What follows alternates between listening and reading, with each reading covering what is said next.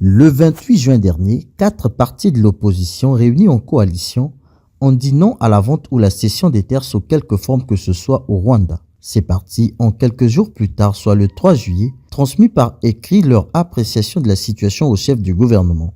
La réponse de ce dernier ne s'est pas fait attendre.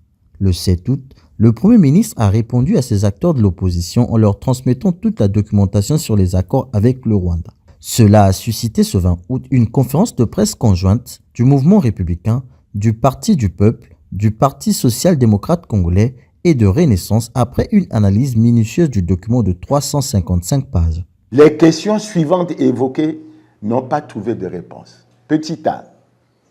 Sur la base de quels critères et de quelles études faites, les sites choisis ne sont localisés sans aucune justification que dans la partie sud du pays, qui ne recouvre que 106 000 km² sur les 342 000 de la superficie totale, notamment dans les parties à forte densité humaine et plus précisément dans les zones frontalières avec la République démocratique du Congo et l'Angola, ce qui pose de toute évidence des problèmes géopolitiques et géostratégiques avec nos pays principaux voisins immédiats.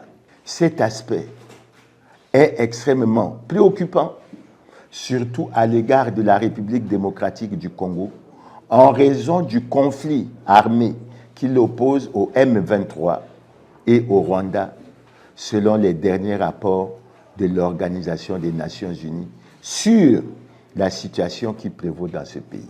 L'applicabilité de certains accords, en particulier la coopération militaire, foncière et minière, est jugée fallacieuse par ces partis de l'opposition. Ils considèrent ces accords comme dangereux, menaçant la souveraineté congolaise. Je prends le cas de l'accord militaire et technique. Quand nous savons que nous sommes en face, on a plutôt des kilomètres et des kilomètres de frontières avec la RDC en guerre avec le Rwanda, à travers le mouvement M23 et même avec la présence physique des militaires rwandais, comme le président Gavé l'a rappelé. Mais si on s'engage avec un pays qui est en guerre à fournir des renseignements, ça veut dire que les militaires rwandais peuvent passer chez nous ou peuvent solliciter des informations chez nous et nous sommes obligés de les donner puisqu'on est lié par un accord militaire.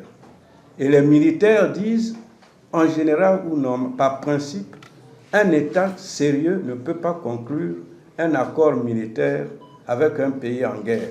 Le président exécutif du mouvement républicain a profité de l'occasion pour annoncer la suite de leur programme qui consistera en des descentes sur le terrain dans les zones concernées afin de sensibiliser la population congolaise au sujet des dangers que peuvent engendrer ces accords à l'avenir. Nous demandons l'annulation pure et simple de ces accords. Si Denis Sassou Nguesso et son gouvernement sont tête, nous allons descendre dans la rue. Nous allons régler ce problème dans la rue. On nous a pris notre dignité. Nous, la jeunesse congolaise, devons prendre nos responsabilités. Il faut que nous les dégagions comme dans les autres pays. Les acteurs de ces partis politiques de l'opposition n'excluent pas la possibilité de descendre dans la rue si leurs revendications ne sont pas entendues. Ils insistent également sur la nécessité pour la jeunesse congolaise de prendre ses responsabilités en se mobilisant contre ces accords et la situation chaotique qu'ils jugent périlleux pour l'avenir du pays.